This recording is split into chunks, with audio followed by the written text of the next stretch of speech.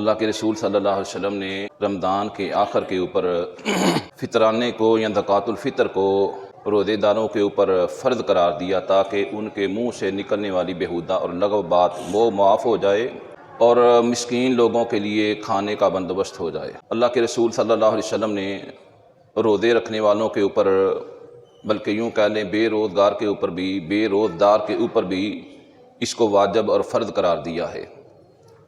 اس کی سب سے بڑی جو خوبی اور صفت اور فائدہ ہے وہ یہ ہے کہ انسان کو، مسلمان کو منع کیا گیا ہے روزہ رکھ کر اپنے منہ سے بیہودہ اور لغو بات نہیں نکالنی، لیکن مسلمان انسان ہے، گناہ گار ہے، خطا کار ہے، پھر بھی انسان کی زبان سے کچھ لغو باتیں، بیہودہ گوئی ہو جاتی ہے۔ تو اللہ یہ چاہتا ہے رمضان کے اختتام سے، خاتمے سے پہلے یہ تمام کوتاہیاں اور یہ تمام غلطیاں اور گناہ جو ہیں اللہ اس کی برکت سے معاف کر دے۔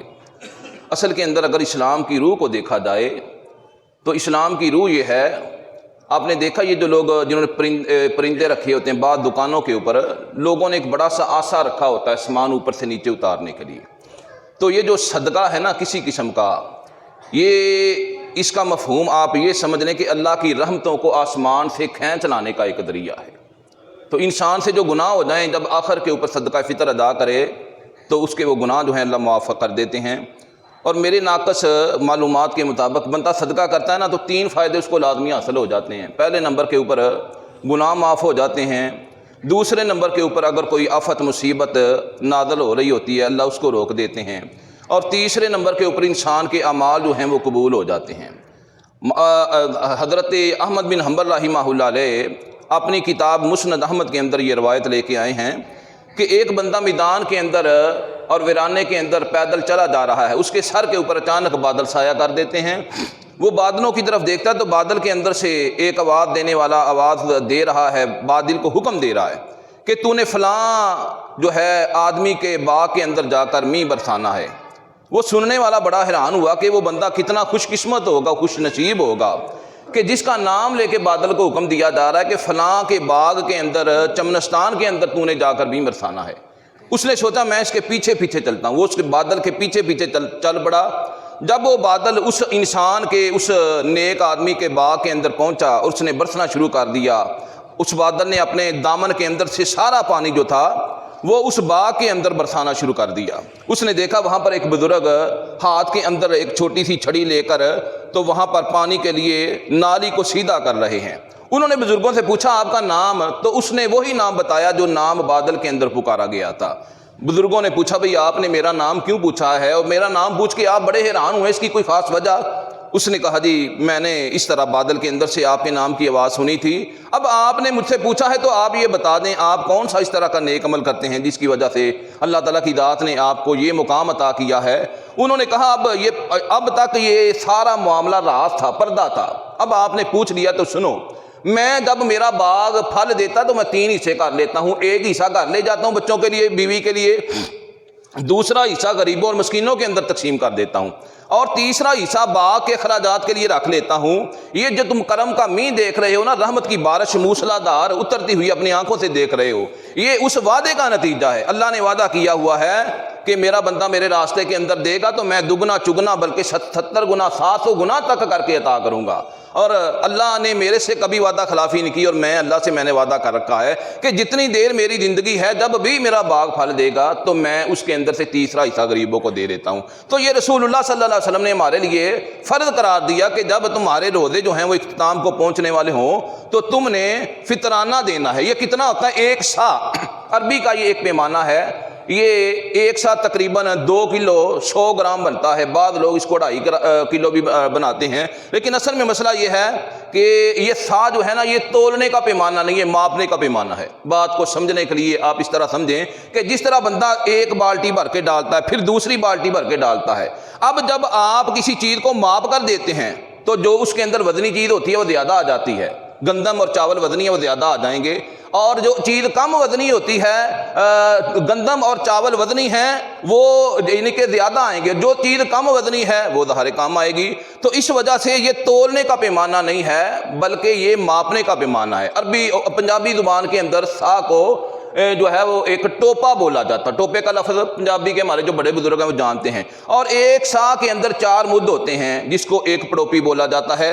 4 پڑوپیاں اس کے اندر ڈالی جاتی ہیں. آسان ترین زبان کے اندر عربی کی جو ڈکشنری ہے جس کے اندر اس کا معنی لکھا گیا وہ یہ ہے کہ علماء کرام نے لکھا ہے درمیانے قد کا بندہ جس کے ہاتھ کا سائز درمیانہ ہو, 4 لپیں یا 4 بکیں بھر کر گندم کی یا اناج کی وہ اس کے اندر ڈالے. اب دینا کیا ہے؟ جو آپ کھاتے ہیں. صحابہ کرام رضوان اللہ علیہ مجمعین کے بارے میں آتا ہے کہ جو چیز جو جنس جو غلہ وہ کھاتے تھے وہی وہ ادا کرتے تھے, وہی وہ غریبوں کو فطرانے کے طور پر دیتے تھے. اگر کوئی کھجوریں کھاتا تو کھجوریں دیتا تھا, اگر کوئی پنیر کھاتا ہے تو پنیر دیتا تھا, اگر کوئی انجیر کھاتا ہے تو انجیر دیتا تھا, اگر کوئی اور چیز کھا رہا ہے منقہ تو وہ دیتا تھا. تو رسول اللہ صلی اللہ علیہ وسلم نے ایک سا یہ دینے کا مسلمانوں کو حکم دیا ہے. اور دوسری بات یہ ہے یہ کس نے دینا, کس کے اوپر واجب ہے؟ ہر وہ بندہ جس کے پاس 2 وقت کی روٹی سے زائد سامان موجود ہے. 2 وقت کی روٹی کا صبح اور شام کے کھانے سے بڑھ کر اس کے پاس کھانا یا مال یا رقم موجود ہے وہ بندہ لازمی ادا کرے گا. اس میں تقریباً عام جو غریب ہے وہ بھی آ جاتا ہے. اور اب دینا کس کو ہے؟ دینا اسی کو ہے جو زکوٰۃ کا حقدار ہے.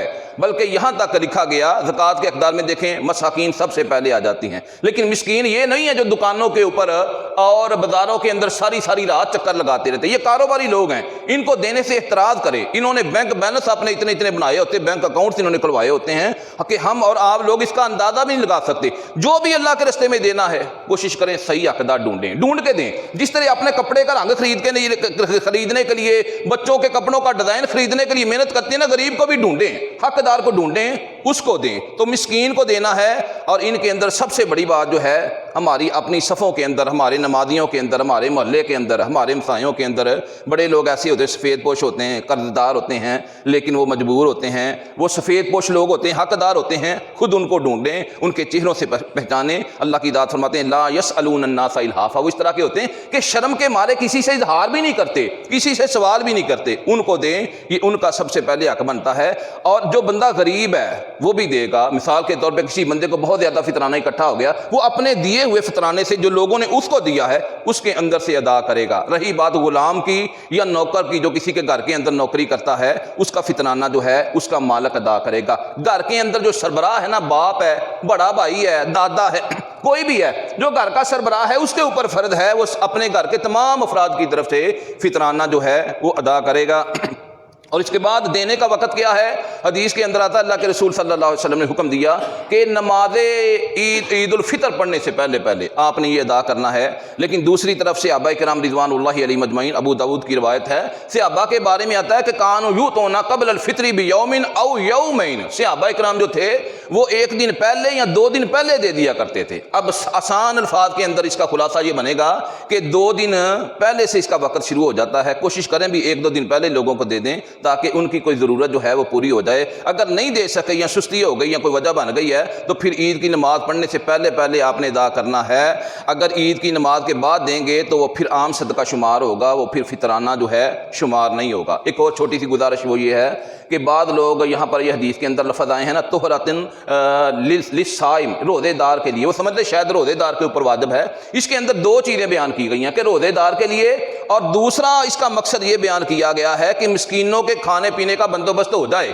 گھر کے اندر اگر 6 فرد ہیں, 3 روزے رکھتے ہیں, 3 روزے نہیں رکھتے, تو 6 کے 6 کا فطرانہ دیا جائے گا. کیونکہ سب سے بڑا مقصد یہ ہے کہ مسکین جو ہیں ان کے کھانے پینے کا بندوبست ہو جائے اور وہ بھی جو ہیں ہماری خوشیوں کے اندر شامل ہو جائیں. تو اصل مقصد یہ ہے, اللہ تعالیٰ کی ذات کہتی ہے کہ مسلمان غریب ہوں, امیر ہوں, چھوٹے ہوں, بڑے ہوں, سارے ایک صف کے اندر عید الفطر کو خوشی مناتے ہوئے اور خوشیوں کا سامان سمیٹتے ہوئے نظر آئیں. اللہ تعالیٰ سے دعا ہے اللہ تعالیٰ ہم کو اپنی زکوٰۃوں سے بھی بڑھ کر ادا کرنے کی توفیق عطا فرمائے. علماء اکرام کا کہنا ہے کہ اگر آپ جتنی آپ کی زکوٰۃ بنتی ہے نا آپ نے ادا کر دی ہے, پہلے نمبر پہ تو ہم لوگ اتنی ادا نہیں کرتے, اگر کر دی ہے تو اس سے بڑھ کے بھی آپ کے اوپر اللہ تعالیٰ کی طرف سے یہ حکم ہے کہ آپ خرچ کریں. اگر ماں باپ, اپنے سگے ماں باپ, آج کل اکثر لوگ علیحدہ رہ رہے ہوتے ہیں, سگے ماں باپ اگر حقدار ہیں نا تو ان کی مدد کریں، مہمان آیا ہے مہمان کی ضیافت ضرور کریں، مہمان کی مہمان نوازی کریں۔ اکثر لوگوں کی بہنیں دوسرے شہروں میں رہ رہی ہوتی ہیں، وہ آئیں تو ان کے ساتھ اچھا سلوک کریں۔ اور اس کے علاوہ اگر آپ کا ہمسایہ بھوکا ہے، آپ نے پیٹ بھر کے کھایا تو حدیث کے مطابق